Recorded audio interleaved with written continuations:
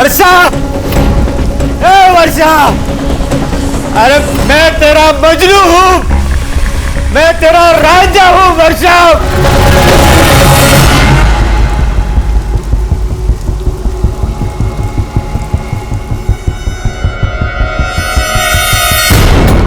कौन है वहां?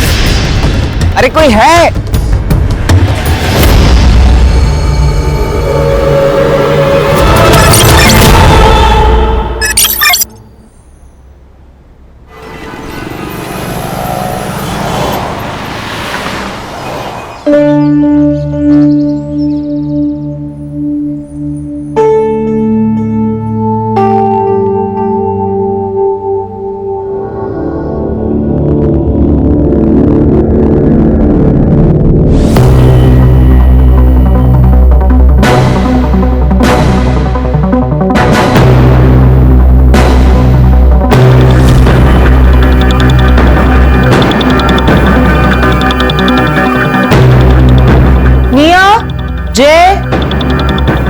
आ जाओ, नाश्ता लगा रही हूँ।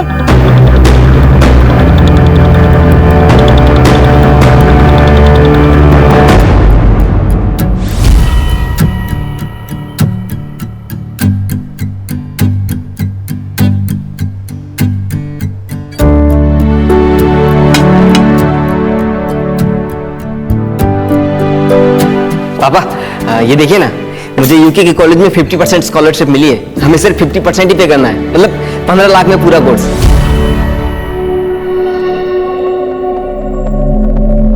15 लाख? दिमाग खराब है ना तेरा? 1 रुपया खर्चा नहीं करूंगा तेरे ऊपर। तो फिर इतना पैसा किस लिए कमाया आपने, जब आप अपने लड़के को ही नहीं पढ़ा सकते? नाजायज औलाद है ये। अब मुझे मारते ठीक है, लेकिन अगर मम्मी के ऊपर हाथ उठाए ना तो मुझसे बुरा कोई नहीं होगा। गंदी नाली का खून है ना, असर तो दिखाएगा।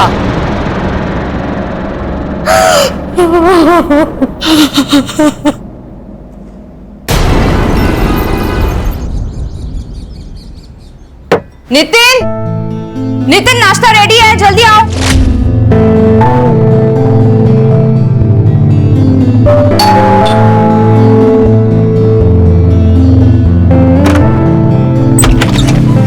अरे मानव, तुम?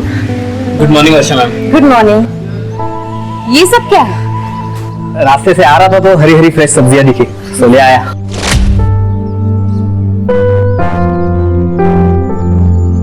अच्छा सुनो, तुम ना डॉग फूड लेके आना स्टोर रूम में, मैं ये रख देती हूँ। मैं रख देता हूँ। अरे नहीं, इट्स ओके, तुम जाओ, मैं रखती हूँ। ठीक है, इस रूम में रखा? हाँ हाँ। ओके।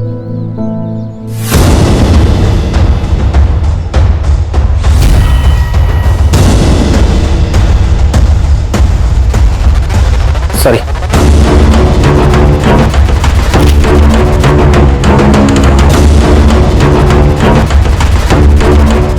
आज फिर से पोहा, रोज रोज एक ही नाश्ता।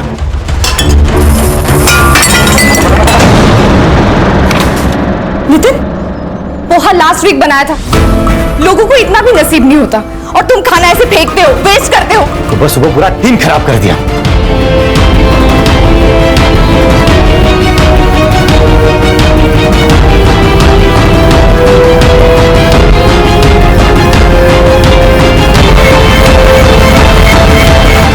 मानव, मानव रहने दो, मानव। इट्स ओके मैम, मैं उठा लेता हूँ। Hi Jenny, see my new tattoo, you like it?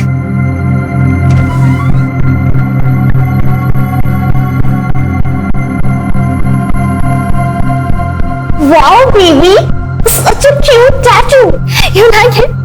तुम्हें ना देख के मन कर रहा खा जाऊं। दिया भैया, जैनी मेरी बेस्ट फ्रेंड है। हाँ मुझे पता है वो तेरी क्या है, मैंने देखा है तुम लोगों को एक साथ। मैं बता रहा हूँ, दोबारा उससे बात करते देखा ना तो मुझसे बुरा कोई नहीं होगा।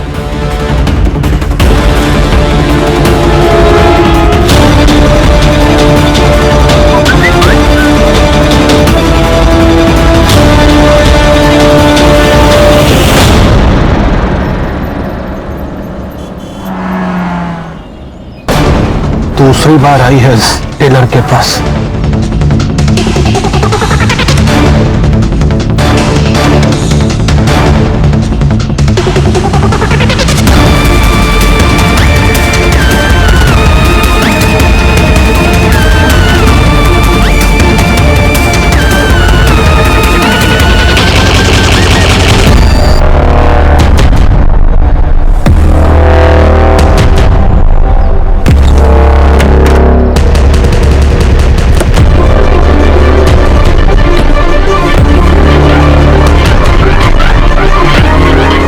फिर मुझसे रहा ही नहीं गया, मैंने उसको समता को, टेलर को वहीं पीट दिया। विपिन, क्या होता जा रहा है तुझे? तेरी दिमागी हालत बिल्कुल ठीक नहीं। और मैंने सुना तूने जय और भाभी पर भी हाथ उठाया।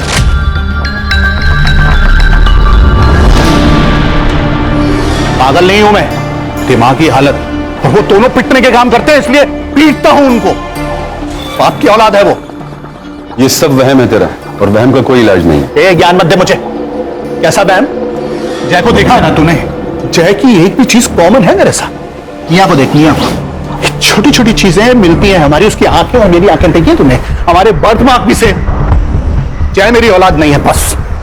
माना तू सही, जय तेरा बेटा नहीं है, लेकिन तूने उसे 18 साल पाला। जय तुझे पापा बुलाता है। अगर कुछ बुरा हुआ भी है तो माफ कर देना। नहीं करूंगा, नहीं कर सकता माफ। डीएनए टेस्ट करवाऊंगा मैं। डीएनए टेस्ट कराने से क्या होगा? तू खुद को ही टॉर्चर करेगा।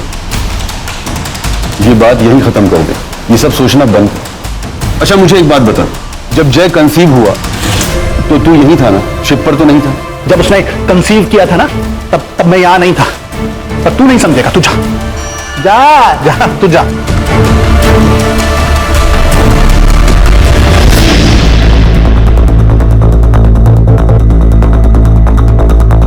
काले साहब, इस बार के एजेंडा में अपने एरिया में सारे जो चौल है वहां पे बाथरूम्स के साथ साथ सुलभ शौचालय भी बनाना चाहिए।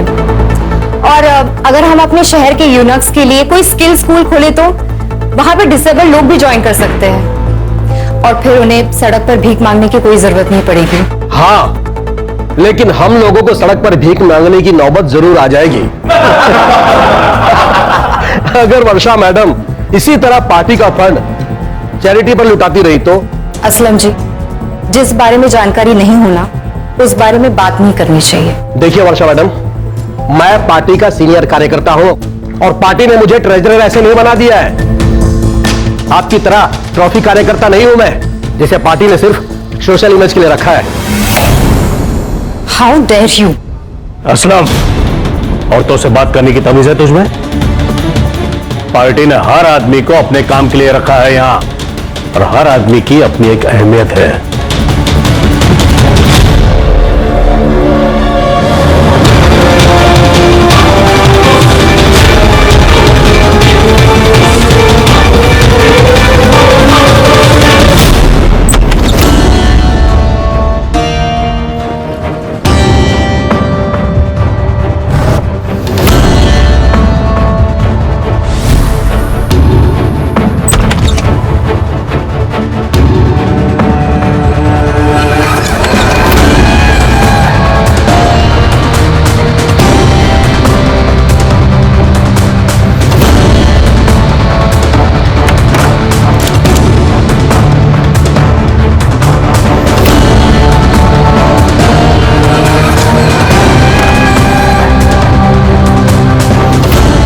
क्या बात है, ब्लैक मनी रखने का भी रेंज।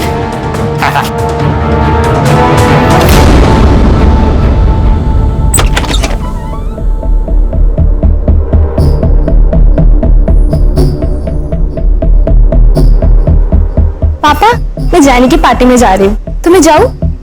जा बेटा, एंजॉय कर। मिया, मैंने तुझे मना किया था ना, तू जैनी से नहीं मिलेगी। ए, उसका बाप अभी जिंदा है। जा बेटा। भाई, आपको शर्म नहीं आती? बीच सड़क में मम्मी को मारते हैं, अनजान लोगों ने डॉक्टर के पास पहुंचाया उन्हें। ज्यादा चिल्ला मत। और वैसे भी तूने अपनी मम्मी से पूछा है? जब अनजान मर्द उसे छूते हैं तो उसे कितना अच्छा लगता है, बताया नहीं तुमने ऐसे? पापा, मैं आपको लास्ट टाइम फोन करना हूं, दोबारा से अगर मम्मी के ऊपर हाथ भी उठाए ना तो मुझसे बड़ा कोई नहीं होगा। चैट, क्या बोला तूने? अच्छा नहीं होगा। पापा, मैंने आपको वार्न किया ना, मम्मी पर हाथ मत उठाइएगा, मुझसे बड़ा कोई नहीं होगा। पीछे हट, पीछे हट। गलती से भी ये गलती तुम्हारा मत कर। आप भी।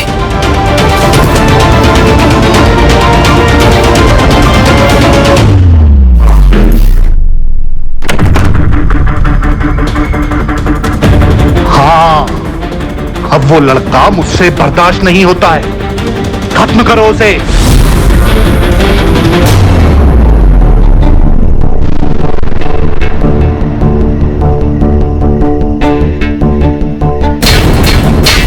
कौन है वहां? अरे मैं फोन लेने आया हूं अपना।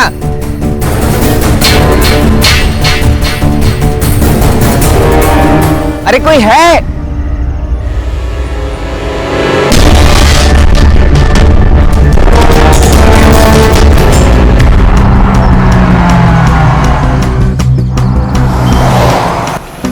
सर, एक ऑटो ड्राइवर यहाँ टॉयलेट जाने के लिए रुका था। सर, ये एरिया कुछ लवर्स पॉइंट जैसा है, यहाँ कपल्स आते हैं प्राइवेसी के लिए।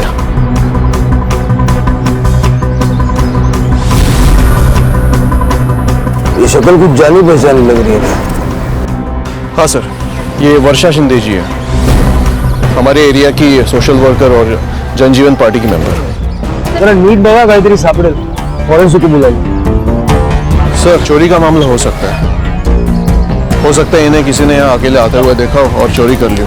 यहाँ नशेड़ी गंजेड़ी लोग बहुत आते हैं सर। सारे हिस्ट्री शूटर्स, चेन स्नेचर्स, सबकी सारी डिटेल्स भी चौकी से मंगवाओ।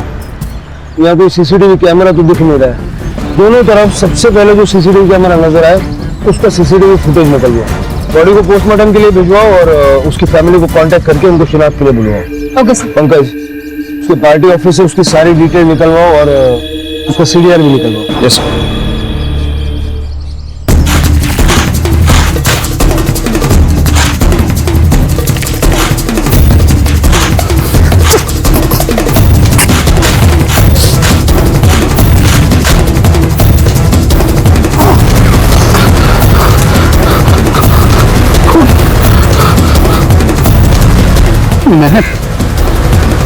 मैंने मार दिया उसे। Nitin ji, we are very sorry for your loss, लेकिन अभी हमारी सबसे ज्यादा मदद आप ही कर सकते हैं। आपकी वाइफ का मर्डर हुआ है, किसी से उनको कोई खतरा था क्या, या कोई दुश्मनी वगैरह? वर्षा का कोई दुश्मन नहीं था सर। एक्चुअली हमें कोई बच्चा नहीं है और वर्षा माँ नहीं बन सकती थी।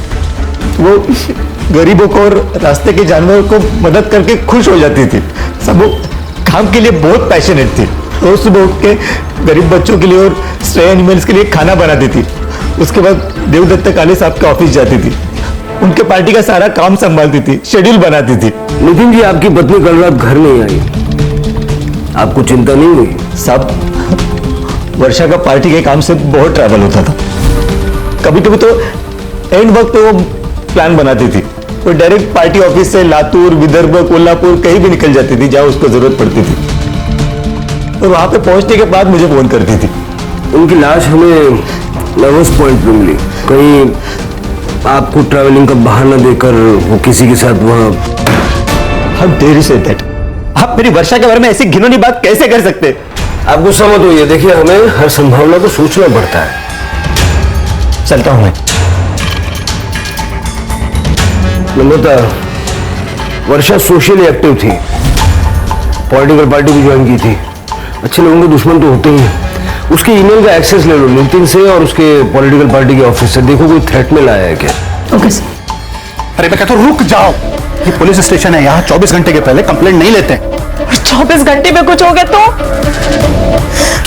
अरे मैं कुछ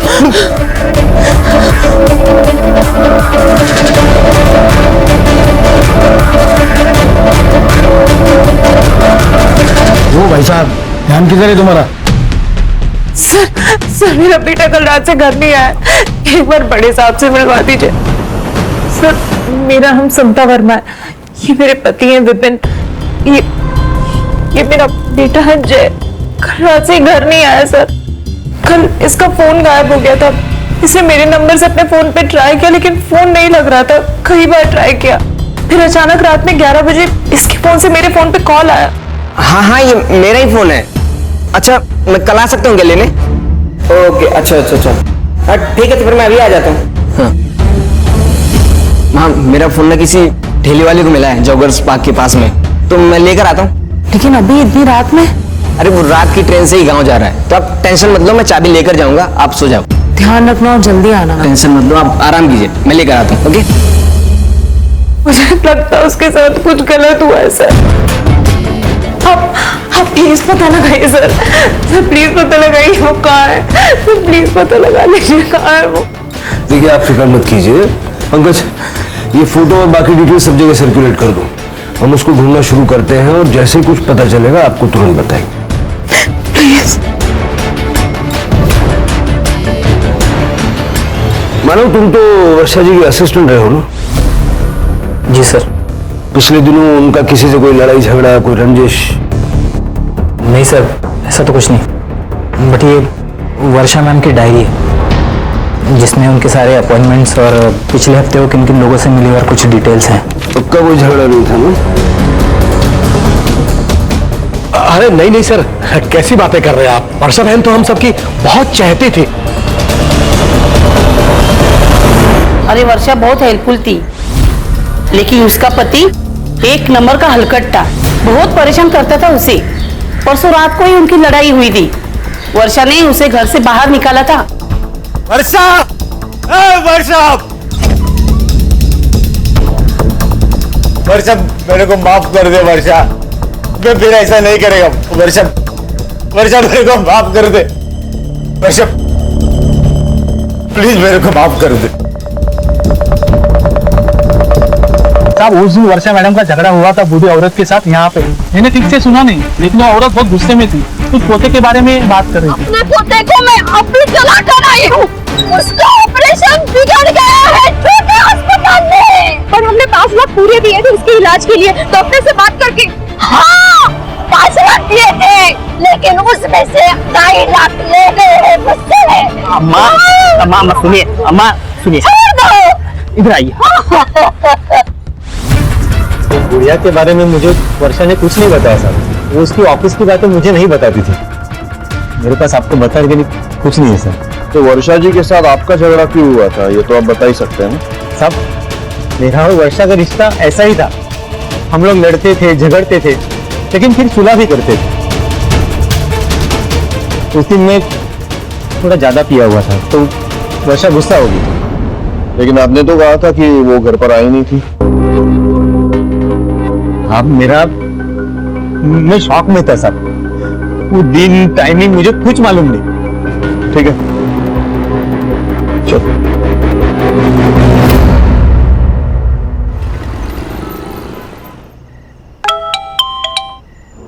कल मेरे लोग आएंगे 2 बजे, उनको पैसा दे देना, अब वहां रखना सेफ नहीं है। ठीक है, 25% मेरा रख के बाकी का दे देता हूँ। क्या? पैसा रखने का पैसा देता आ रहा हूं तुझे। 1 लाख रुपए महीना, वो तो रेंट है। 25% मेरे मुंह बंद रखने का। 25% नहीं, 25 टुकड़े करूंगा तेरे।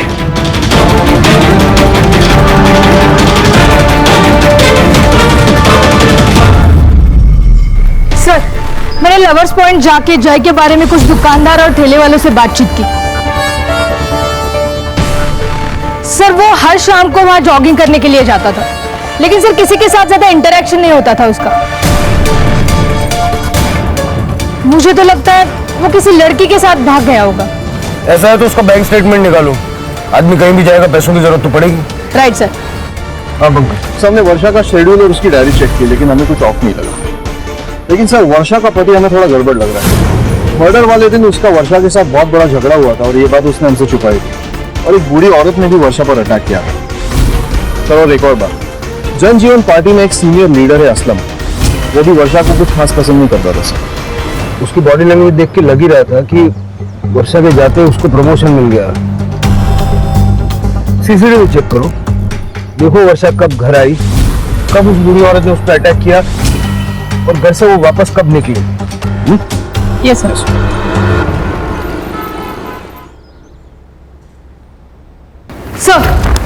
सर वर्षा की पीएम रिपोर्ट आई है।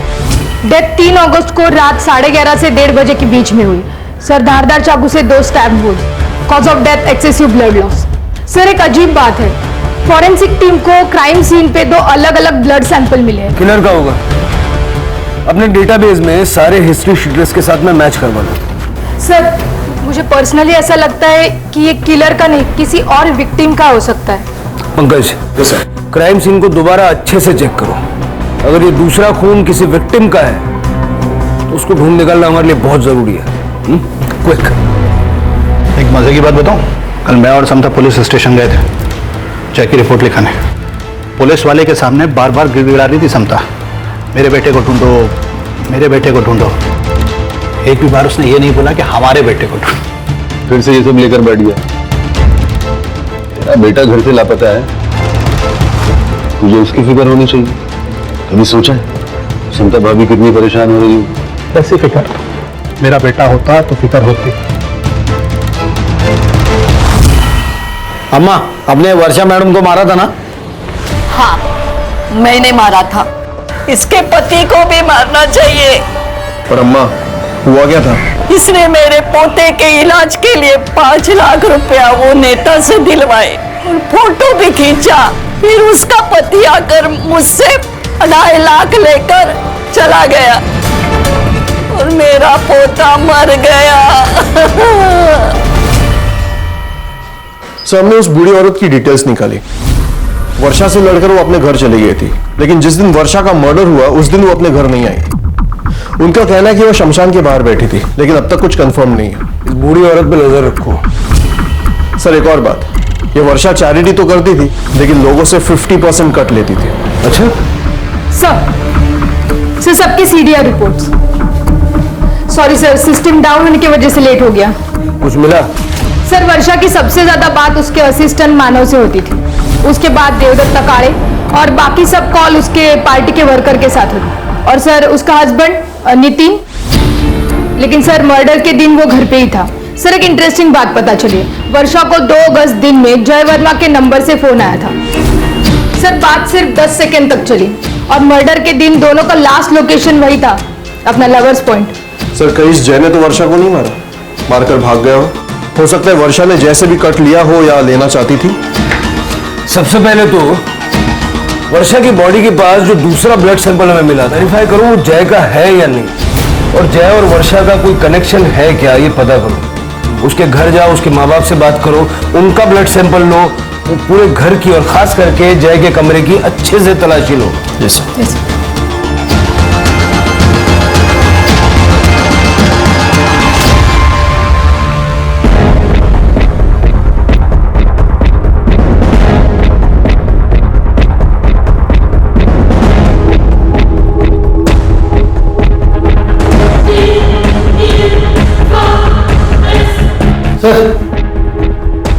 ये लैपटॉप मिला है। सर, मुझे जय के बारे में कुछ पता चला? ये लैपटॉप कॉन्फिस्केट कर लो। नहीं, अब तक कुछ पता नहीं चला। और हाँ, मुझे आपके ब्लड और डीएनए सैंपल्स लेने होंगे।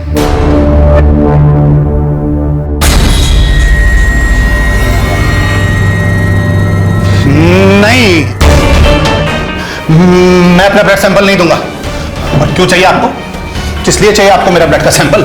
जब वो मेरी औलाद ही नहीं है तो मैं अपना खून क्यों दूंगा? विपिन, तो इस टाइम भी ये सब बकवास कर रहा है? आप कौन? मैं विपिन का दोस्त हूँ, आई मीन फैमिली फ्रेंड।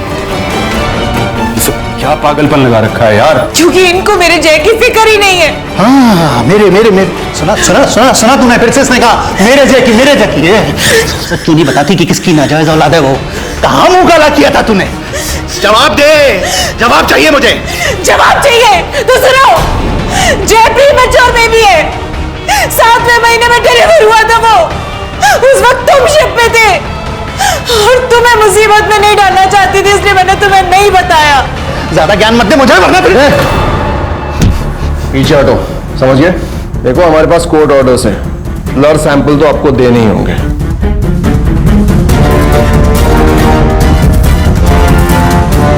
ये बात नितिन, मुझे चुपचाप यहां से पैसा ले जाने दे। 10 लाख दे दूंगा तुझे। अंदर कम से कम 100 करोड़ होंगे और मैं 10 लाख में खुशी मनाऊं? मेरे आदमी तुझे गाड़ देंगे। अच्छा, पहले बीवी और अब पति, तुम्हें क्या लगता है पुलिस इतनी आसानी से तुम्हें छोड़ देगी? मेरे साथ साथ वर्षा का मर्डर भी तुम्हारे सर चढ़ जाएगा।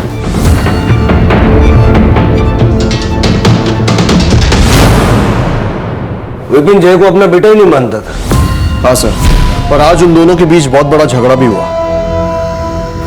कहीं जय के गायब होने में इस विपिन का हाथ तो नहीं है? मुझे इस विपिन की पूरी कुंडली चाहिए।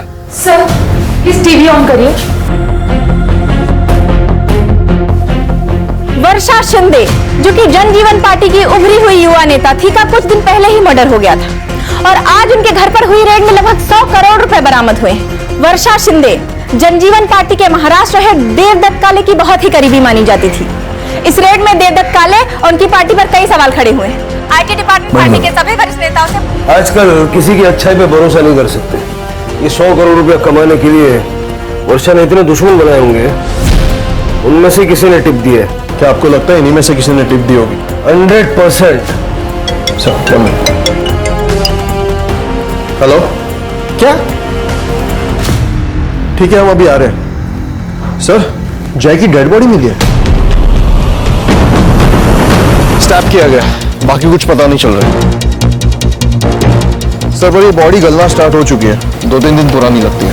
ये स्ट्रॉन्ग पॉसिबिलिटी है कि जय और वर्षा का मर्डर एक साथ किया गया और जय की बॉडी को गोनी में डाल के यहाँ लाके डंप किया गया। अब तक हम लोग वर्षा के किलर को ढूंढ रहे थे। मुझे लगता है कि स्ट्रेटेजी थोड़ी चेंज करनी चाहिए। शायद जय मेन टारगेट था और वर्षा कोलैटरल डैमेज। जय की पूरी फैमिली की इंफॉर्मेशन निकालो, हमें परतें कुरेदनी होंगी, शायद रास्ता वहीं से मिलेगा।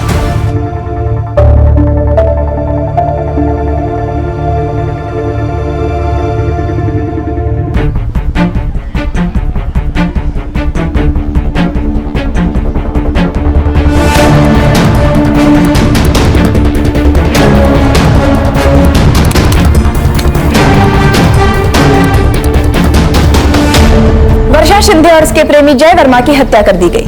आखिर क्या है इस प्रेम की गुत्थी? जानने के लिए बने रहिए डेली न्यूज के साथ। बंटी, मना किया था ना तुझे, क्यों मारा तूने उसे? मैंने किसी को नहीं मारा। तू अपने हाथ में रख, छोड़, नहीं तो तुझे काट दूंगा। हाँ पंकज, क्या मिला? सर, हमारे स्टेशन के मेल आईडी पर एक वीडियो रिकॉर्डिंग भेजी गई है। काले भाई, पार्टी हाई कमान कहीं उस वर्षा को टिकट ना दे दे। इस बार टिकट मुझे मिलना चाहिए। तो अपने लोगों के लिए कुछ कर ना, एक स्कूल या बच्चों की पढ़ाई का कुछ कर। यही बेस्ट फॉर्मूला है वर्षा की काजी करने को करे। उसको तो वैसे भी पॉलिटिक्स में कोई इंटरेस्ट नहीं है। अरे काले भाई, कुछ लोगों का अनपढ़ रहना ही बेहतर होता है, उन्हें भड़काने में आसानी होती है। हमें कुछ और करना पड़ेगा।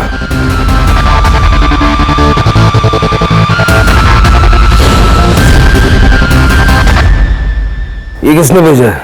नाम पता सब निकाला सर मैंने। सर, लेकिन उससे पहले एक और वीडियो देखिए। सर, ये लवर्स पॉइंट जाने वाले रास्ते का सीसीटीवी फुटेज है। सर, ये बाइक वाला वर्षा जी को लेकर लवर्स पॉइंट की तरफ जा रहा है। सर, इस वीडियो में वर्षा जी का चेहरा ठीक से नहीं दिखाई दे रहा है क्योंकि उन्होंने स्कार्फ पहना है, लेकिन वर्षा जी के साड़ी के प्रिंट से मैंने मैच किया ये सीसीटीवी फुटेज। सर, ये वर्षा जी है, मैंने कंफर्म किया। ये बाइक वाला लवर्स पॉइंट की तरफ गया, 4 मिनट बाद अकेला वापस रास्ते पे दिखाई दिया।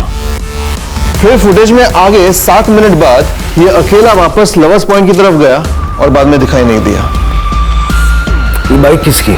सर, ये समीर मिश्रा के नाम पे रजिस्टर्ड है, मानव मिश्रा का कजिन। और सर, उसी ने हमें ये वीडियो रिकॉर्डिंग भेजी है। तो आप तीनों ने मिलके वर्षा का मर्डर किया और जय वहां पहले से था, उसको क्यों मारा?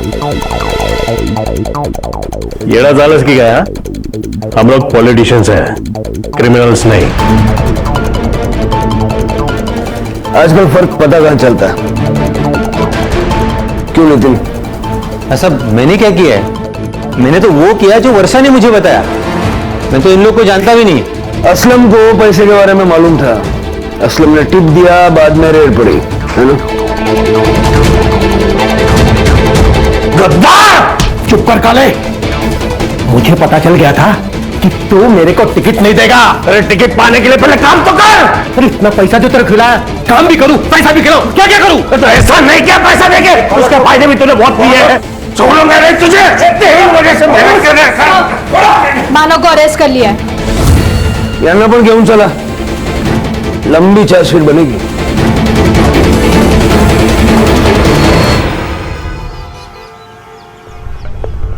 शहर छोड़कर भागने की प्लानिंग कर रहा था ये। अरे भागेगा तो तब जब भागने देंगे। देखिए सर, मैं सच बता रहा हूँ सर, मैंने कुछ नहीं किया है। मुझे पता था लेकिन कि मैं एक दिन पकड़ा जाऊंगा, क्योंकि मेरे पास पैसा है ना पॉलिटिकल सपोर्ट। तो पॉलिटिकल पार्टी में काम करके विक्टिम कार्ड खेलना सीख गया तू। देखो देना, वर्षा के साथ तू ही है ना? अतः भाषण वाला शुरुआत कर, भाभी अंदर। लेकिन एक शर्त है, सिर्फ सच बोलना है। चल। मैं प्यार करता था वर्षा मैम से। उन्होंने पॉलिटिकल पार्टी सिर्फ सपोर्ट के लिए ज्वाइन की थी। मैम की सोशल मीडिया इमेज की वजह से पार्टी को फायदा हो रहा था, और मैम को पॉलिटिकल इन्फ्लुएंस का। और मैम को पति मिला वो नितिन जैसा, जो वो हर काम करता था जो मैम को पसंद नहीं था। और बॉस मिला वो देवदत्त काले जैसा। उस दिन बूढ़ी अम्मा ने जब मैम को सच बताया तब मैम टूट गई थी। तुम लोगों से पैसे वापस लेते हो नितिन? How could you? आवाज नीचे कर। और ये मैंने जो किया है ना, वो तेरा बॉस है ना, वो देवदत्त काले, उसके कहने पे किया है। हाँ वर्षा बोल। क्या ये सच है? क्या आप चैरिटी का दिया 50% पैसा अपने पास रखते हो? चैरिटी से पार्टी नहीं चलती, पैसा चाहिए। उस दिन मैम ने मुझे कॉल करके पिक करने के लिए बुलाया। उन्होंने मुझे किसी होटल पे ड्रॉप करने के लिए कहा था। जब हम बैक रोड से जा रहे थे तो मैम ने मुझे एकदम गाड़ी रोकने के लिए कहा। उनकी तबीयत ठीक नहीं थी, उन्हें लो बीपी था, और उन्होंने सडनली उल्टियां स्टार्ट कर दी। मानो मुझे और उल्टी आने वाली है, तो प्लीज जाकर मेरी दवाई लेके आओ। लेकिन मैं आपको यहाँ अकेले कैसे छोड़ के जाऊँ? मैं यहाँ वेट कर लूंगी, तो प्लीज जाओ, मेरी तबीयत बहुत खराब हो रही है। मुझे मैम की बीमारी के बारे में पता था, इसलिए मैं तभी मेडिसिन और बॉटल लेने चला गया। मैं जब मेडिसिन लेके लौटा तब मैम वहां पे नहीं थी। फिर मैं मैम को वो असलम या देवदत्त काले या फिर उनके पति वो नितिन ने ही मारा है। मैंने कहा जय की फोटो दिखा उसको। ये लड़का जय, जब वर्षा को मारा गया उसी वक्त से ये भी मिसिंग था, और जहां वर्षा को मारा गया ठीक उसी जगह पर इसको भी मारा गया। और 2 तारीख को दिन में इसने वर्षा को कॉल किया था। जय और वर्षा को 3 अगस्त की रात 11:30 से 1:30 के बीच में मार दिया गया। जय के घर वालों का कहना है कि जय उसका फोन लेने वहां गया था। तुमने 10 मिनट के लिए वर्षा को अकेला छोड़ दिया और किसी ने उन दोनों को मार दिया। लेकिन सर वहां पे ये लड़का जय क्या कोई भी नहीं था? जय और वर्षा एक दूसरे को कैसे जानते थे? उस दिन ऑफिस में मैम से मिलने आया था। उसे अपने घर से दूर किसी कॉलेज में एडमिशन चाहिए था। घर से दूर क्यों? सर मैंने जय का लैपटॉप कॉन्फिस्केट किया था। अमन को उसमें जय की एक ऑनलाइन जर्नल मिली। सर जय अपने बाप से नफरत करता था, और जय का अपनी बहन की गर्लफ्रेंड के साथ भी पंगा था। बहन की गर्लफ्रेंड के साथ पंगा म्हणजे काय? सर एक्चुअली जय की बहन लेस्बियन है। जय उसी जगह गया था जहाँ वर्षा गई थी। हो सकता है कि उसने वर्षा को देखा हो और वो उससे मिलने चला गया। तो शायद हम ये मान के चल सकते हैं कि वर्षा के कातिल ने ही जय को भी मार डाला। सर पर वो सिर्फ जय की बॉडी क्यों लेके गया? शायद वो जय की बॉडी पहले डंप करने ले गया हो, वहां मानव आ गया और कातिल डर के भाग गया। जय की फैमिली का सीडीआर। मर्डर के दिन उसके फैमिली का कोई भी आदमी उस लोकेशन के आजू बाजू भी नहीं था। ये जय की बड़ी बहन नहीं है और उसकी गर्लफ्रेंड, दोनों को बुलाओ। सर ये मैडम जेनी, अमन ने इसकी ऑनलाइन फ्रॉड की सारी हिस्ट्री निकाली है। हमने जय भैया को नहीं मारा। उस दिन तो हम दोनों डॉक्टर के पास गए थे, और चैनी को ये सब फ्रॉड करना पड़ा जय भैया की वजह से, ताकि वो सेक्स चेंज ऑपरेशन करा सके। Well I hate capitalism. और वैसे भी मैंने कुछ अमीर बुड्ढों को ही लूटा है वीडियो कॉल के जरिए, and I don't even regret about it. Jail में रिग्रेट करना बहुत टाइम मिलेगा। भैया, ये जेनी तुम्हें चीट कर रही है और 2 लड़कियों को भी डेट कर रही है। तुम्हारा भाई सही था।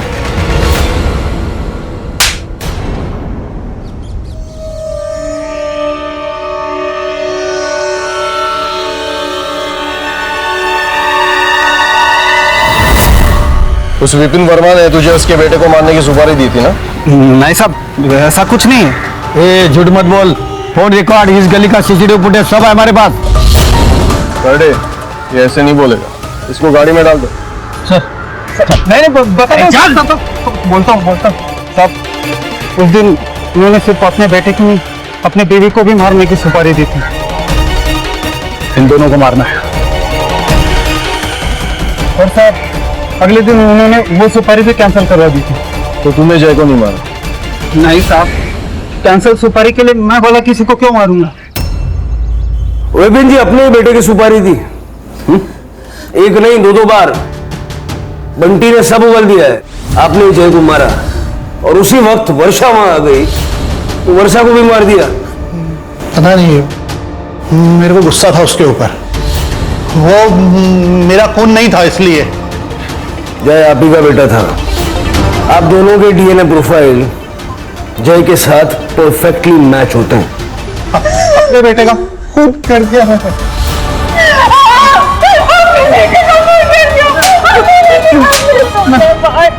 मैंने अपने बेटे को मार दिया क्या? इनका मेडिकल करवाओ, हो सकता है ये मेंटली डिस्टर्ब है।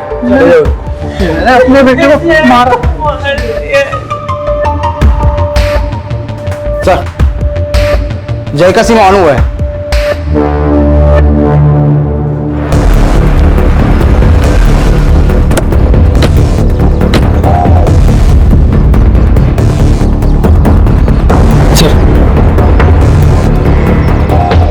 कहाँ मिला है सिम? वो मालती नगर के कचरे के इसमें मिला साहब। वो जगह दिखा हमें, तुम गाड़ी में बैठ।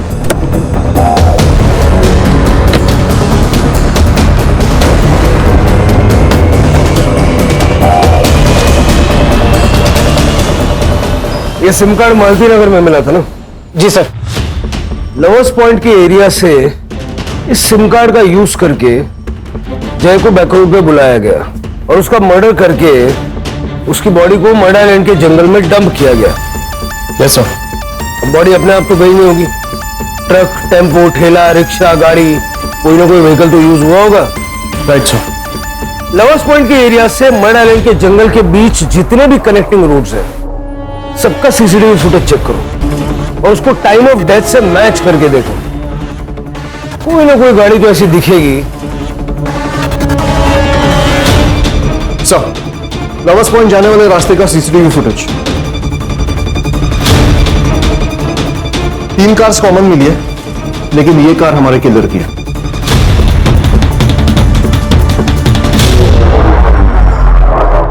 3 अगस्त की रात को तुमने जय को कॉल किया था उसी के नंबर से, फिर गाड़ी में बैठ के घूम के बैक रोड पे पहुंचे 3 सिग्नल क्रॉस करके, ताकि सीसीटीवी में तुम कहीं नजर ना हो। बताओ क्यों मारा जय को? मुझे उसके बाप विपिन से नफरत थी। मेरा सीनियर था शिप पे। मैं, समता, विपिन तीनों कॉलेज में दोस्त थे। मैं समता को पहले से ही पसंद करता था, लेकिन विपिन ने मुझसे पहले ही उसके घर पे रिश्ता भेज दिया और उसकी शादी हो गई, जबकि वो उसे बहुत मारता था। लेकिन उसने विपिन को नहीं छोड़ा, लेकिन मेरी बीवी ने सिर्फ शिप की जॉब की वजह से मुझे छोड़ दिया। इसीलिए मैंने भी शिप की जॉब छोड़ दी। पर तभी एक अच्छी चीज हो गई, विपिन को स्किज़ोफ्रेनिया डिटेक्ट हुआ और ये बात सिर्फ मुझे ही पता थी। मैंने उसकी दिमागी हालत का इस्तेमाल उसे भड़काने में किया। जय तुझ पे बिल्कुल भी नहीं गया, उसकी एक भी हरकत तुझसे नहीं मिलती। मैंने ही उसे कहा था जय को मारने के लिए, ताकि जय मर जाएगा, वो पकड़ा जाएगा और समता मेरी हो जाएगी। लेकिन उस गधे ने जय और समता दोनों की सुपारी दी, फिर मुझे वो सुपारी कैंसिल करवानी। तब मुझसे रहा नहीं गया और मैंने जय को मारने का फैसला कर लिया। इसीलिए मैंने उस दिन जॉगिंग पे जाने से पहले जय के घर जाकर उसका फोन चुरा लिया। फिर मैंने उसी के नंबर से उसके कॉल किया और भैया हमको फोन मिला है, आप ही का है ना? हाँ हाँ, ये मेरा ही फोन है। हाँ तो भैया ले जाइए ना यहाँ से, जॉगर्स पार्क से। ठीक है, मैं अभी आ जाता हूँ। ठीक है भैया। कौन है वहाँ? अरे कोई है?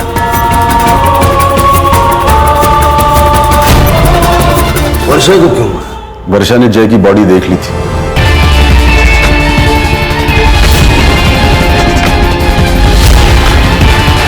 और वो शायद पुलिस को कॉल करने वाली थी, इसीलिए वर्षा को मारना पड़ा। जय की बॉडी क्यों ले गए? वर्षा की बॉडी वहां क्यों छोड़ दी? वर्षा की बॉडी पुलिस को मिलती तो पुलिस उसका मर्डर इन्वेस्टिगेशन करती, और मेरा उससे कोई कनेक्शन नहीं था, इसलिए मैं रडार में भी नहीं आता। इतना दिमाग चला के कुछ फायदा हुआ? तुम्हारी जलन की वजह से कितने लोगों की जिंदगी खराब हो गई। लेके जाओ उसको।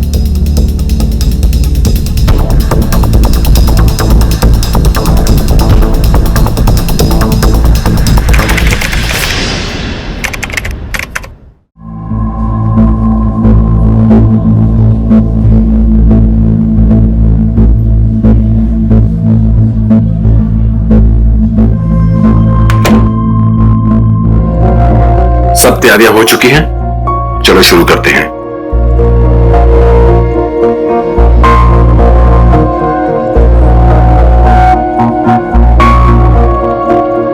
सॉरी सर, थोड़ा लेट हो गया। रोहित मल्होत्रा की रिपोर्ट आ गई? हाँ सर, आ गई है। तुमने देखा? हाँ सर, रिपोर्ट्स में ब्रेन ट्यूमर आया है।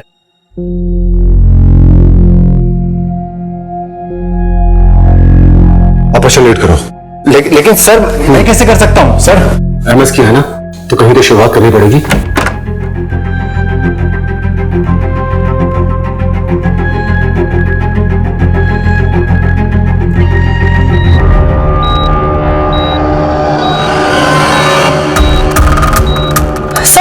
सर पल्स गिर रहा है सर। हाँ, मैं कुछ करता हूँ।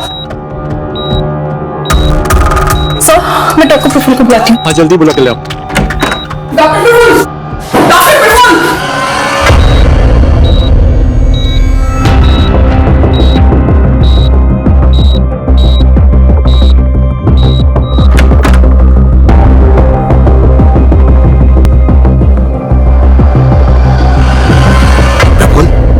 अचानक क्या हुआ? पहले बड़े साहब निकल गए, उसके बाद सिस्टर निकल गई, फिर आप।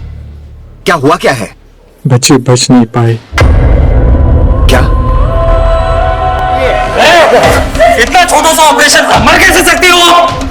डॉक्टर, तुझको तो आज मैं छोड़ूंगा नहीं, काट डालूंगा उससे।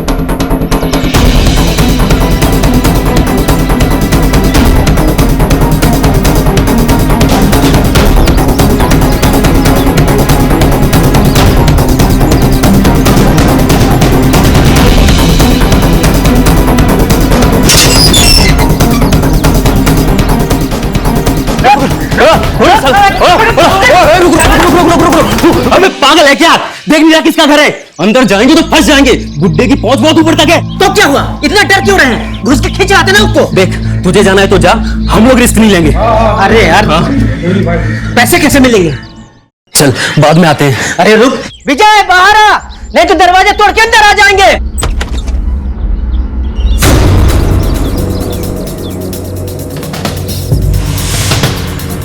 दरवाजे को या मेरे पति को हाथ भी लगाया ना तो काट के रख दूंगी।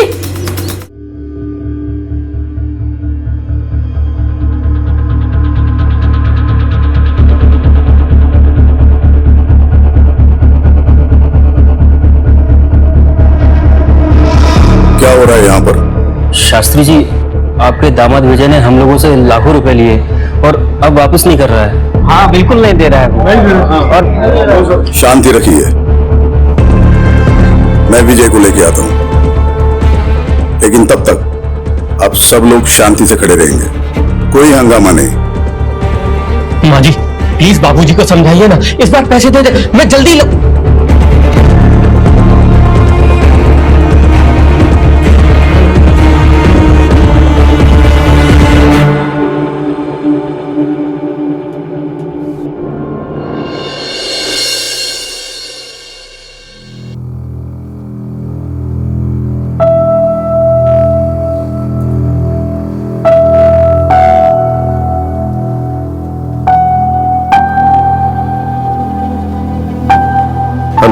केशव शास्त्री बोल रहा हूं। आप यहां हमारे घर आ जाइए तुरंत। बाबूजी, बाबूजी मैं आपका दामाद हूं, आप ऐसा नहीं कर सकते। ये लोग मुझे मार देंगे। आपकी बेटी भी।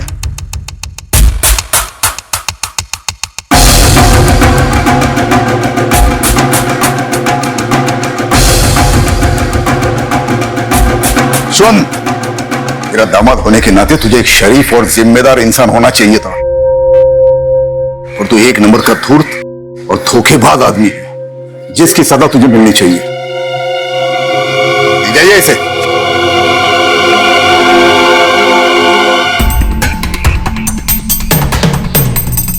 मैं चाहता हूं कि आप सभी को न्याय मिले, और जिस किसी को भी मेरे दामाद विजय से प्रॉब्लम है, वो बिना कानून अपने हाथ में लिए पुलिस की मदद ले ले, वरना वो भी मेरी नजर में उतना ही गुनहगार होगा जितना कि विजय।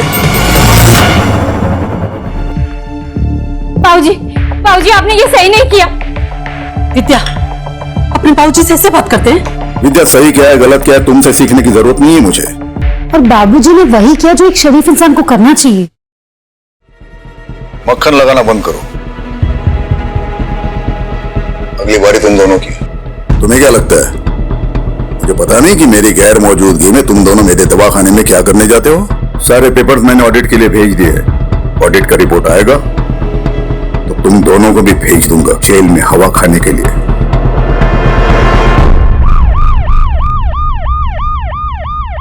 सर मैंने ही आपको कॉल किया था, प्लीज। डॉक्टर सेठ, आपने कहा था कि एक पेशेंट की डेथ हुई है। हाँ सर, पेशेंट की बॉडी तक उठा कर ले गए और रिलेटिव्स के सर पर तो खून सवार था। मैं बहुत डर गया था, इसीलिए फिर आप लोगों को फोन किया। ऑपरेशन आप ही कर रहे थे? नहीं, मतलब लेकिन यहाँ सर्जन तो डॉक्टर प्रफुल्ल है ना? मेन सर्जन तो डॉक्टर प्रफुल्ल ही है। 10 साल से मैं यहाँ नर्स का काम कर रही हूँ, लेकिन इससे पहले उन्हें ऑपरेशन छोड़ के इस तरह से जाते हुए कभी नहीं देखा मैंने। तो आज क्या हुआ? रिपोर्ट सुनते ही वो ऑपरेशन डॉक्टर सेठ के हाथ में सौंप कर निकल गए और डॉक्टर सेठ नर्वस हो। वो पेशेंट जिसकी रिपोर्ट के बारे में डॉक्टर प्रफुल्ल पूछ रहे थे, वो कौन है? उनका नाम रोहित मल्होत्रा है। डॉक्टर प्रफुल्ल ने मुझे उनका ब्लड टेस्ट करवाने के लिए दिया था। ब्लड टेस्ट की रिपोर्ट में उन्हें ब्रेन ट्यूमर निकला। इसे सुनते ही डॉक्टर प्रफुल्ल अचानक से यहाँ से निकल गए। रोहित मल्होत्रा डॉक्टर प्रफुल्ल का कोई खास है? पता नहीं सर।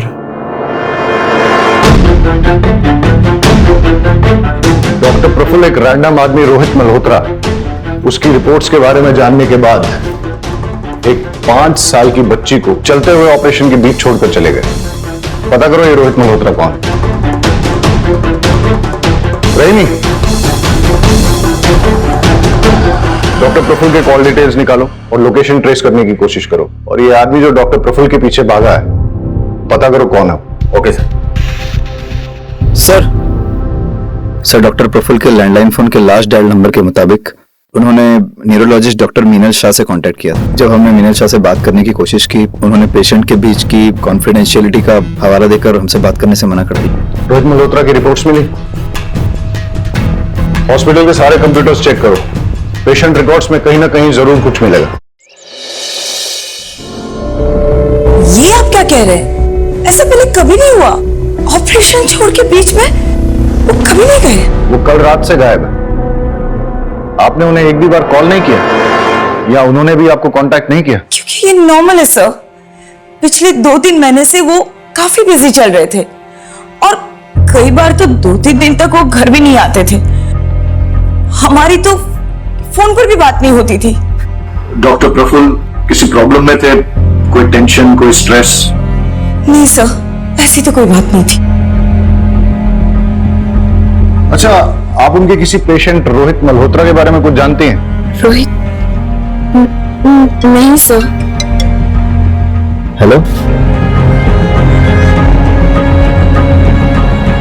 सर।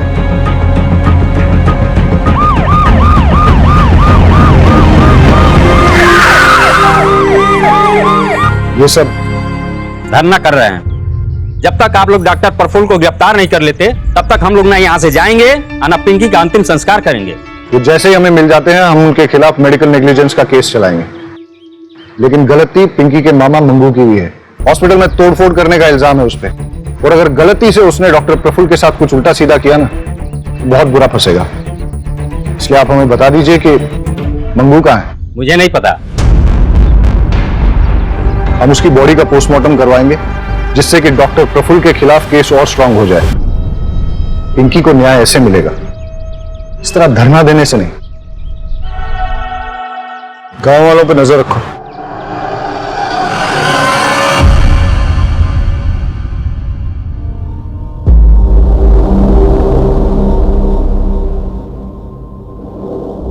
परेश जी शास्त्री जी। मैं घर जा रहा हूं, तू भी सब निपट के जल्दी घर जाना। कल सुबह की ट्रेन है मेरी, याद है ना?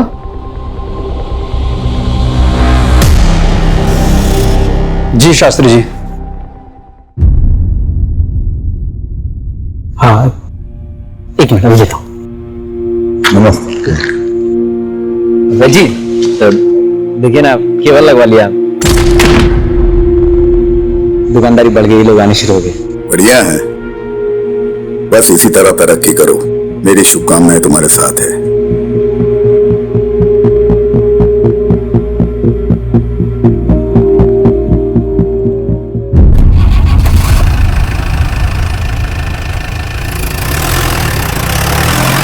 अरे चमन, शास्त्री जी को मक्खन लगानी बहुत आदत है तुझे? गिफ्ट लेने का ज्यादा शौक है क्या तुझे? क्या परेश भाई, चलिए ना आपको एक स्पेशल चाय पिलाता हूँ। स्पेशल चाय पिलाता हूँ, खुद भी ले। क्या परेश भाई, आप भी अब संभालो। अब ऑडिट होगा तो क्या करेंगे हम? ऑडिट होगा तो जेल में जाएंगे। ये कैसी बात बोल रहे हो तुम?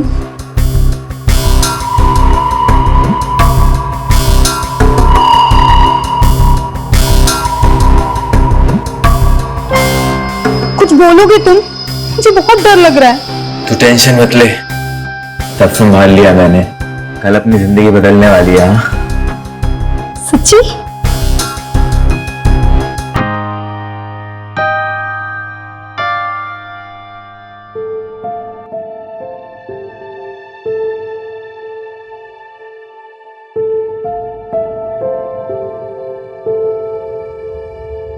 बाबूजी, आपसे कुछ बात करनी है।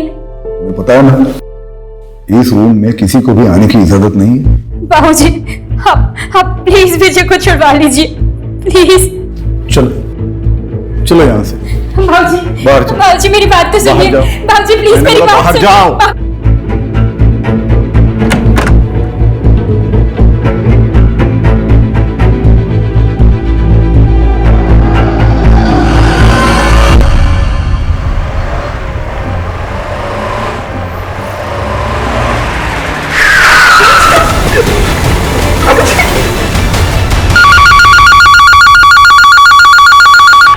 हेलो सर, एक कटा हुआ हाथ मिलाया। क्या? कहाँ?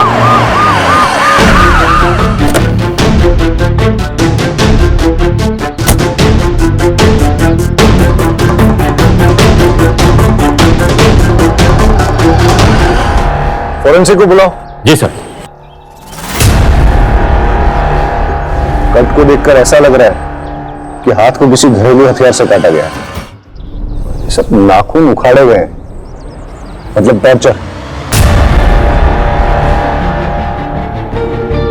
लगता नहीं है यहां कोई सीसीटीवी मिलेगा। इन लोगों से पूछताछ करो, देखो कुछ और इंफॉर्मेशन मिलती है क्या। कब देखा ये? बहुत सारे चील कौवे उड़ रहे थे और आके देखा तो हमने पुलिस को फोन लगाया। तुम लोगों ने कुछ ऐसा देखा जो बहुत अजीब हो? नहीं सर, किसी को आते जाते कुछ फेंकते हुए? नहीं सर। आसपास के सारे पुलिस स्टेशन और हॉस्पिटल्स में पता करो कि किसी की कोई मिसिंग रिपोर्ट है क्या, या किसी ऐसे आदमी की इंफॉर्मेशन जिसका हाथ कटा हो या फिर हाथ इंजर्ड। डॉक्टर प्रफुल्ल की कोई लीड? नहीं सर, डॉक्टर प्रफुल्ल ने अपनी वाइफ से कांटेक्ट किया, नहीं किसी जानने वाले से। उनका नंबर भी ट्रेसेबल नहीं आ रहा। और मगनू? सर उसके बारे में भी कुछ पता नहीं चल पाया सर। हो सकता है मंगू ही डॉक्टर को उठा ले गया हो। किडनैप? लेकिन अभी तक कोई रैंसम कॉल आया नहीं। वगैरह सर हॉस्पिटल की इन्वेस्टिगेशन से कोई लीड मिली? यस सर, 2 बातें निकल के सामने आई सर।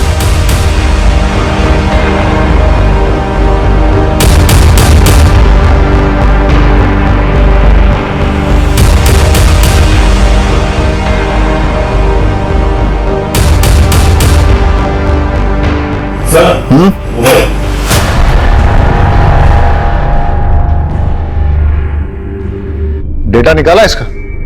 सर फोन में 256 बिट इंक्रिप्शन है, लेकिन हम क्रैक कर लेंगे।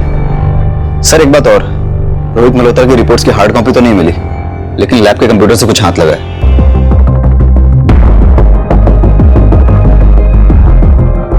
इसकी मुझे हार्ड कॉपी मिल सकती है? जी सर। सर रोहित मल्होत्रा के ब्लड टेस्ट की पेमेंट खुद डॉक्टर प्रफुल्ल ने की थी, वो भी अपने डेबिट कार्ड से। और सर रिपोर्ट्स में रोहित मल्होत्रा की पर्सनल डिटेल्स, उसका एड्रेस, उसका फोन नंबर सारे फेक हैं। पेशेंट का नाम छुपाने के लिए इतनी मेहनत? सर हो सकता है रोहित डॉक्टर प्रफुल्ल का कोई करीबी हो, इसलिए उसकी रिपोर्ट के बारे में सुनकर वो घबरा गया था।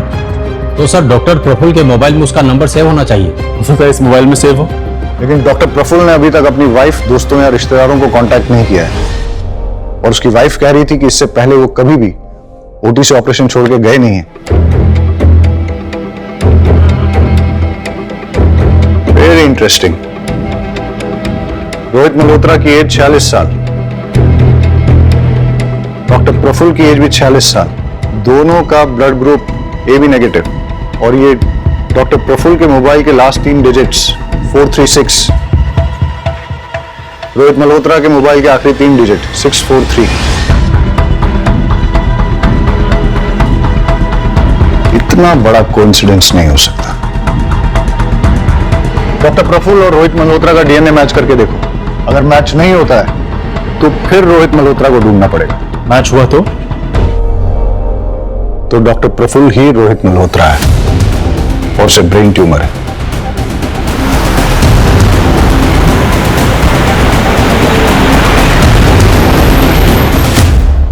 आपको पता है कि आपके पति को ब्रेन ट्यूमर है? क्या? ये आप क्या कह रहे हैं? आपको कैसे पता? डॉक्टर प्रफुल्ल ने रोहित मल्होत्रा के फेक नाम से एक ब्लड सैंपल टेस्ट करवाने के लिए दिया था। वो ब्लड सैंपल डॉक्टर प्रफुल्ल के ब्लड से मैच होता है, और इस टेस्ट की रिपोर्ट के अकॉर्डिंग रोहित मल्होत्रा यानी कि डॉक्टर प्रफुल्ल को ब्रेन ट्यूमर है।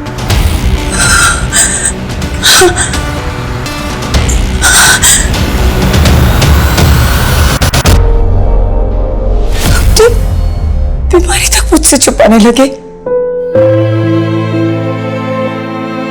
पहले ऐसे नहीं थे, सब बताते थे मुझे, बहुत प्यार करते थे। पता नहीं क्या हो गया, क्यों? आप प्लीज उन्हें ढूंढिए, प्लीज। आप चाहे ना माने, पर वो बुरे इंसान नहीं है। आप प्लीज उन्हें ढूंढ दीजिए, प्लीज प्लीज।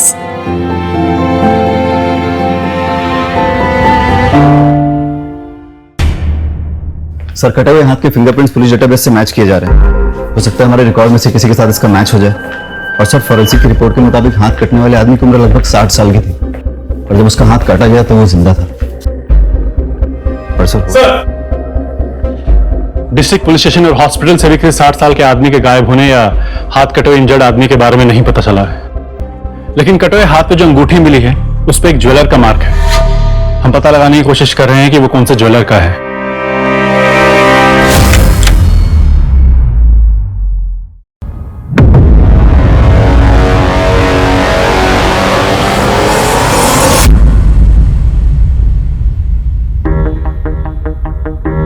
परेश भैया, ये सब दवाखाना कैसे हो गया? तू निकल यहां से। मैंने तुझसे कहा ना, निकल यहां से। चल निकल यहां से।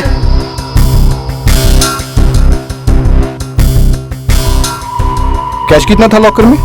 पता नहीं, बाबूजी कभी किसी को बताते नहीं थे, काफी सीक्रेटिव थे बाबूजी। लॉकर की चाबी वैद्य के अलावा और किसके पास थी? हम में से तो किसी के पास नहीं थी, सिर्फ पापा के पास थी। उन्होंने परेश को दी हो तो पता नहीं, परेश पर बहुत भरोसा था उनको, उसी को मालूम होगा क्या हुआ, कैसे हुआ। आप नीचे, आप नीचे। अब सच बोल। सर मैं सच्ची बोलूं सर, मेरा विश्वास कीजिए, मेरे पास तिजोरी की चाबी नहीं थी। तिजोरी की चाबी सिर्फ वैद्य जी के पास थी, मेरे पास तो सिर्फ क्लिनिक की चाबी है। जब तूने देखा कि क्लिनिक में चोरी हो गई है तो तूने तुरंत फैमिली को फोन करके कांटेक्ट नहीं किया? बात यह है सर कि वैद्य जी ने मुझसे कहा था कि फैमिली के किसी भी मेंबर को क्लिनिक के आसपास भटकने मत देना, इसलिए मैंने किसी को इन्फॉर्म नहीं किया। ठीक है, हम वैद्य जी को कॉल करके पूछ लेते हैं कि तू सच बोल रहा है कि झूठ। चल वैद्य जी का नंबर बोल बोल बोल। वो तो नहीं मिलेंगे सर। क्यों? क्योंकि सर वैद्य जी किडनैप हो चुके हैं और मेरी आंखों के सामने उनका भी वो भाग गए। कौन सी गाड़ी थी और नंबर क्या था? मुझे कुछ याद नहीं सर, उस समय मेरा दिमाग सुन्न हो गया था, मैं कुछ देख और समझ नहीं पाया, मुझे कुछ याद नहीं सर।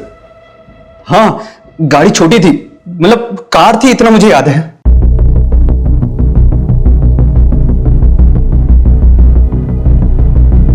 शास्त्री जी का है? कॉन्फ्रेंस के लिए गए हैं इगतपुरी। अच्छा, अगर मैं कहूं कि वो वहां पे पहुंचे ही नहीं है। 2 दिन हो गए आपके पापा को घर से गए हुए, लेकिन आपने एक बार भी उनको कांटेक्ट करने की कोशिश नहीं की। आपको ये भी मालूम नहीं है कि वो वहां पहुंचे भी है कि पहुंचे ही नहीं है। कैसी फैमिली है आपकी? फिंगरप्रिंट्स हमारे डेटाबेस में किसी के साथ मैच हुए? नहीं सर, उस आदमी का कोई क्रिमिनल रिकॉर्ड नहीं है। Yes doctor. देखिए, हाथ जब हमने बरामद किया तब उससे कटे हुए 48 घंटे हो चुके थे। पहले सारी उंगलियों के नाखून उखाड़े गए, मतलब टॉर्चर, फिर हाथ काटा गया। हाथ काटते वक्त विक्टिम जिंदा था, लेकिन इस तरह हाथ काटने के बाद अगर ब्लीडिंग को ना रोका जाए तो अब तक शायद विक्टिम जिंदा ना बचा हो। गमछे में जो खून मिला है वो कटे हुए हाथ का ही है, लेकिन उस गमछे में जो एक बाल मिला है वो किसी और का, क्योंकि बाल का डीएनए खून से मैच नहीं हो रहा। और वो अंगूठी? उंगली में अंगूठी का कोई ऐसा निशान नहीं है जैसा कि अंगूठी पहनने वाले की उंगलियों में होता है, जिसका मतलब है कि हाथ कटने के बाद अंगूठी पहनाई गई हो। क्यों कोई किसी का हाथ काटकर उसमें अंगूठी पहनाकर फिर हाथ को फेंक देगा? क्या वजह हो सकती? हो सकता है हमें कोई क्लू देने की कोशिश कर रहा हो, या क्रिमिनल हमें मिसलीड कर रहा है। यानी कि क्रिमिनल या तो निहायत ही बेवकूफ है या फिर बहुत ही डेयरिंग, जो हमें चैलेंज करने की कोशिश कर रहा है। लेकिन सर, पुलिस को कोई चैलेंज क्यों करेगा? होते हैं कुछ साइको ऐसे।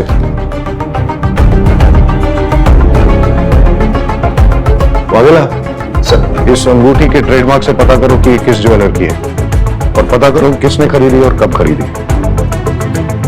ठीक है सर। Thank you doctor. तो डॉक्टर प्रफुल्ल के कैबिन में मेरा फोन डिक्रिप्ट हो गया है। हमें उसमें कुछ फोटोग्राफ्स और 10 फोन नंबर मिले हैं, और नंबरों को नाम के साथ सेव नहीं किया गया है। इंटरेस्टिंग। पता करो ये 10 फोन नंबर किसके नाम पर रजिस्टर्ड हैं और इन सबसे कांटेक्ट करो। और ये जो फोटोग्राफ्स हैं वो किसके हैं? सो डॉक्टर प्रफुल्ल के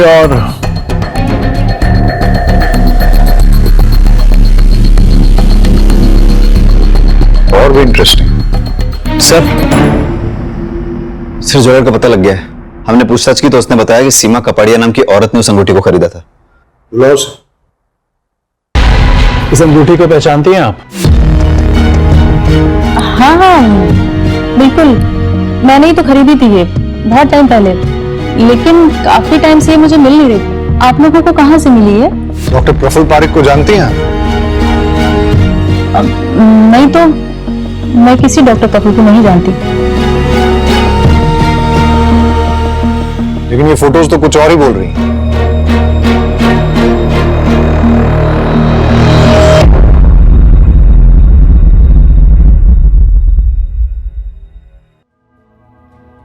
एक्चुअली सर, मैंने ही ये अंगूठी प्रफुल्ल को दी थी।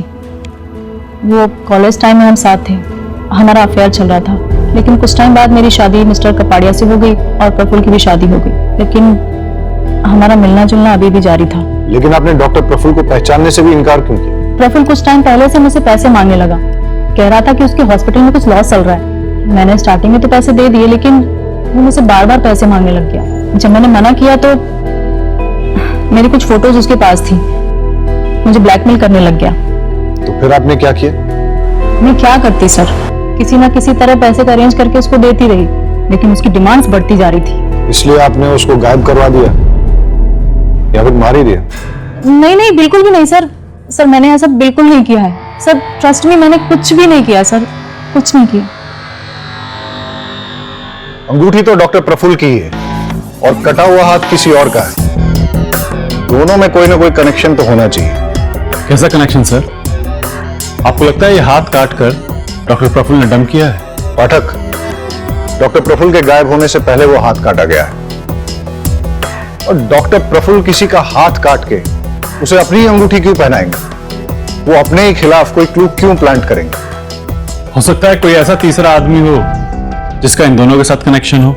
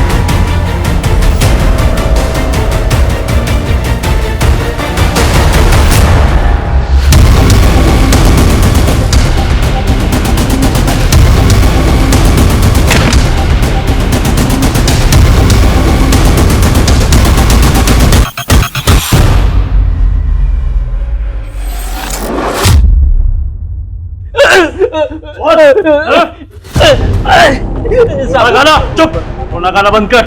ये पता डॉक्टर प्रफुल्ल कहाँ है? मुझे कुछ नहीं पता। बता, बोल। मैं तो आपके डर के वजह से मैं चुप रहता साहब। मेरे पास खाने के भी पैसे खत्म हो गए थे साहब, इसलिए मैं गाँव पैसे लेने गया था। बताता है डॉक्टर प्रफुल्ल कहाँ है? दुए साहब, मुझे नहीं पता साहब, पता होता तो मैं खुद ही उसको मार देता। अब तक आपको उसकी लाश मिल चुकी होती साहब। साले की किस्मत बहुत अच्छी है, उस दिन बच के भाग गया मेरे हाथों से साहब।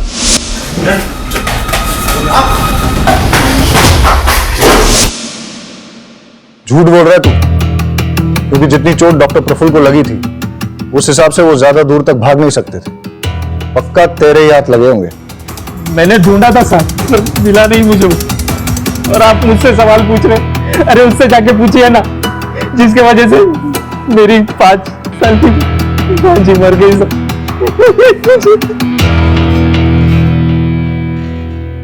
देख, उसकी वजह से उस डॉक्टर पर मेडिकल नेग्लिजेंस का केस बनता है और ये बात पोस्टमार्टम रिपोर्ट से साफ हो जाती है कि पिंकी की मौत डॉक्टर की लापरवाही की वजह से ही हुई थी।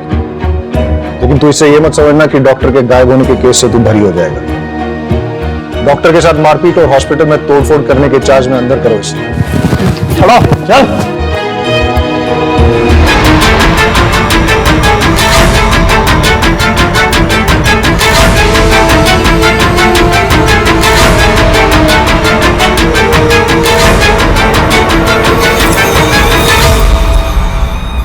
सही कहा था आपने कि वैद्य जी किसी को भी अपना लॉकर छूने नहीं देते, लेकिन हमें वहां पर एक और फिंगरप्रिंट मिले हैं और वो आपके हैं। मैंने कोई चोरी नहीं की है सर। माँ देखिए ना क्या कह रहे हैं, बताइए ना। हाँ माँ जी, हमने कुछ नहीं किया है। मैंने कोई चोरी कुछ नहीं किया सर। मैंने कुछ नहीं किया है तो फिर डर क्यों रहे हो? तलाशी लो। सर तलाशी किस बात की जब मैंने कुछ किया ही नहीं है।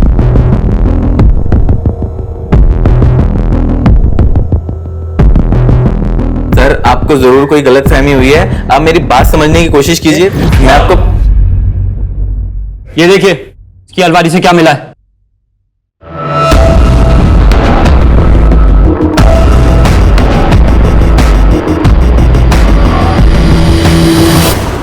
सर जो 10 फोन नंबर प्रफुल्ल के सीक्रेट फोन से मिले थे उन सबसे कांटेक्ट किया। ज्यादातर लोग बात नहीं करना चाहते, लेकिन जो सबसे फ्रीक्वेंट कॉलर मेहता है वो मिलने को तैयार है, उसे बुलाया है। चलो देखते हैं मेहता क्या कहता है। एक नंबर का फ्रॉड है सर। इलाज के नाम पर लाखों का चूना लगा दिया। पहले बोला कि मिरेकल ड्रग है, फिर जब कोई फायदा नहीं हुआ तो बोला कि एक्सपेरिमेंटल था। मिरेकल ड्रग, एक्सपेरिमेंटल, जरा खुल के बताइए कौन सा ड्रग और किस बीमारी का इलाज? सर मैं इम्पोर्टेंट हूं, नामर्दानगी का इलाज करा रहा था। सर मैं तो और बाकी 9 लोग जिनके नंबर उस फोन में से मिले थे उनका कच्चा चिट्ठा निकालते हैं। हो सकता है इनमें से किसी ने डॉक्टर प्रफुल्ल से बदला लेना चाहा हो। हो सकता है कि तुम्हारी थ्योरी सही हो, लेकिन ये एक इलीगल ड्रग ट्रायल है, इसलिए सारे ट्रांजैक्शंस कैश में होंगे और सारी डीलिंग्स सीक्रेट होंगी। सर मिरेकल ड्रग वाली बात प्रफुल्ल और इन 10 लोगों के अलावा भी तो किसी को पता हो सकती है। हाँ, पर किसको?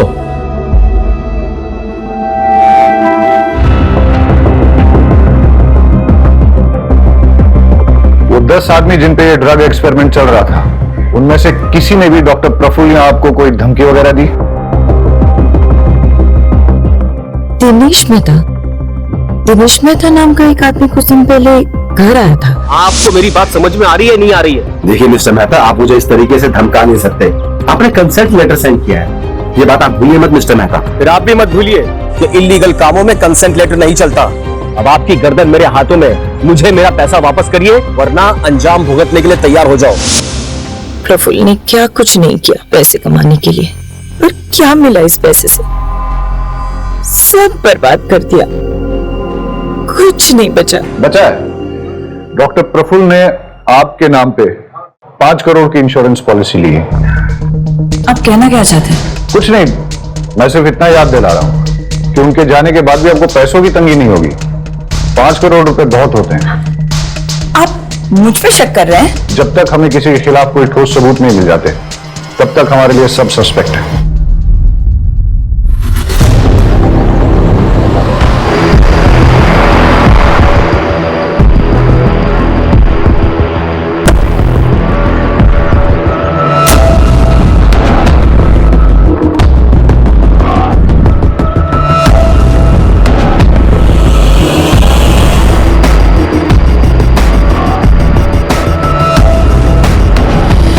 सर मुझे तो एक कटे हुए हाथ वाले केस का पार्ट लग रहा है।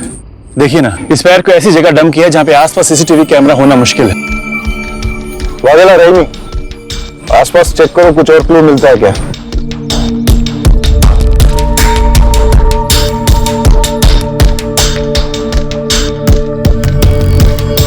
लेकिन इस बार डिफरेंस सिर्फ इतना है कि पैर को किसी प्रोफेशनल तरीके से काटा गया है, जैसे कि किसी सर्जिकल इंस्ट्रूमेंट से।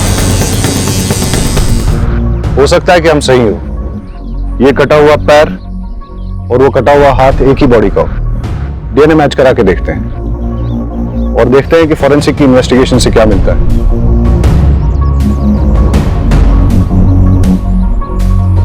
लगता है एक स्टेट वाइड अलर्ट जारी करवाना पड़ेगा किसी 60 साल के आदमी की मिसिंग के लिए। सर खंबात पुलिस स्टेशन से एक अलर्ट आया है। सर वहां की पुलिस एक 60 साल के मिसिंग आदमी को ढूंढ रही है। उन्हें एक 60 साल के आदमी का कटा हुआ हाथ और पैर भी मिला है। फॉर्म कंडक्ट करो। Okay sir. आप हमें केशव शास्त्री का डीएनए सैंपल भेज दीजिए। हम कटे हुए हाथ और पैर के डीएनए से उसे मैच करके देखते हैं और आपको अपडेट करते हैं।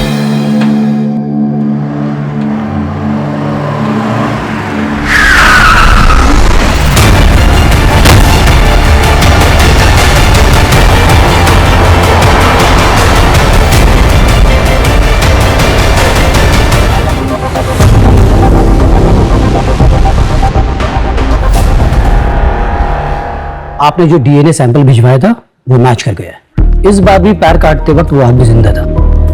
काटने के लिए बोन सॉ यूज किया गया और एकदम बारीकी से काटा गया जैसा कि कोई सर्जन काटता है, और पैर के अंदर कट लगाकर ये ठूस दिया गया था और इस कपड़े से पैर को बांधा गया था जिसमें ऑर्गेनिक डाई है जो कि हैंडलूम में यूज किया जाता है, और पैर के खून में ग्लिटर भी लगा है जो कि सेम ग्लिटर हमें डॉक्टर प्रफुल्ल के नाखून में मिला। मतलब डॉक्टर प्रफुल्ल और शास्त्री जी जिनका कि हाथ और पैर काटा गया, इन दोनों को एक ही जगह रखा गया था और वहीं से डॉक्टर प्रफुल्ल हमें कोई क्लू भेजने की कोशिश कर रहे थे। Okay doctor, thank you. Okay bye.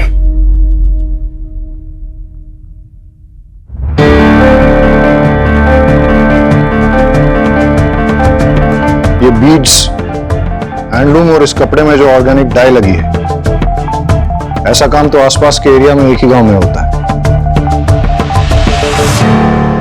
मतलब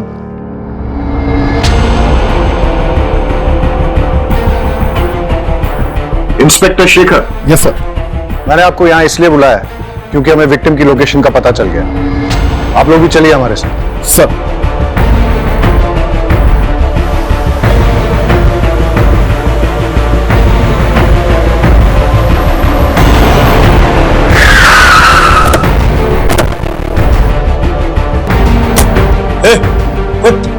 नहीं तो दूसरी टांग भी काट दूंगा। बता। ए, कुत्ता लेके आ। अबे कुछ भी और काटा ना, ये मर जाएगा। साहब हमारे गांव में काम चलता था, लेकिन कोविड की वजह से बंद हो गया। पास में एक फैक्ट्री है, उधर देख सकते हैं। ऐसे नहीं मर सकता। ए, बहुत बड़ा प्लान है मेरा, ऐसे नहीं मर सकता। ए, बेहोश हो रहा, पानी लेके आ। ए उठ, ए शास्त्री।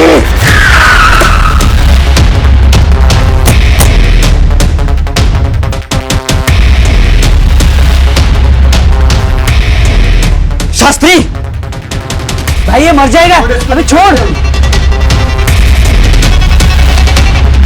चल हम निकलते हैं। नहीं हा? नहीं नहीं छोड़ उसको।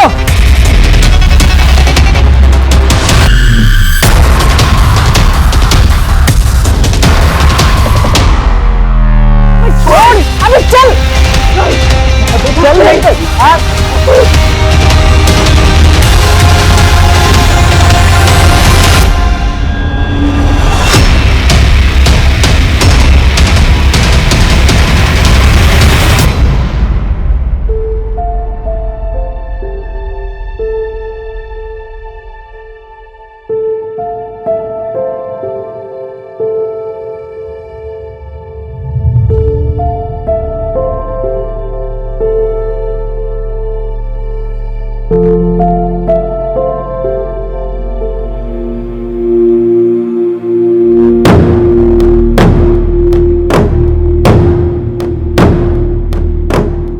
यही वो किताब है ना जिसके पीछे तुम लोग पढ़े थे।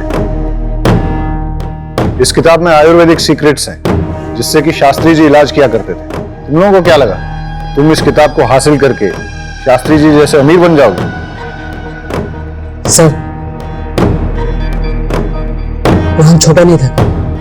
एक बुक को पढ़कर हम लोगों को दवाइयां बनानी थी, फिर उसे बड़े बड़े कंपनीज में बेचना था।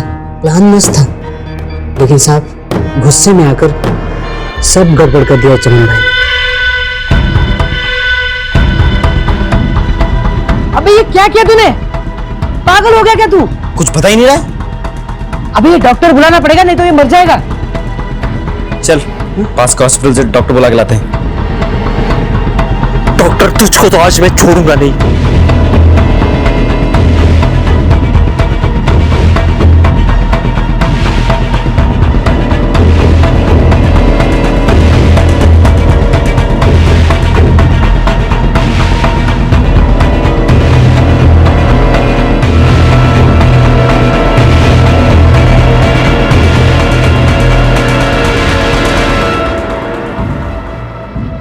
लेकिन साहब वो डॉक्टर भी निकम्मा निकला।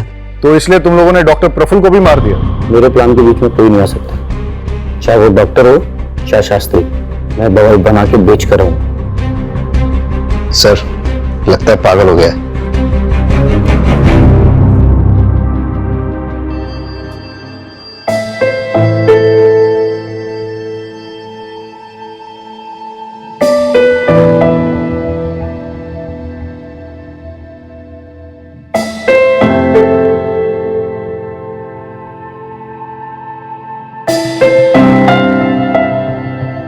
चमन पहले से ही साइको था, लेकिन किसी को इसके बारे में पता नहीं था क्योंकि सबके सामने वो हंसमुख बना रहता था। चमन ने सोचा कि अगर वो किसी तरह से शास्त्री जी की किताब को हासिल कर लेता है तो वो शास्त्री जी की तरह ही संपन्न बन जाएगा।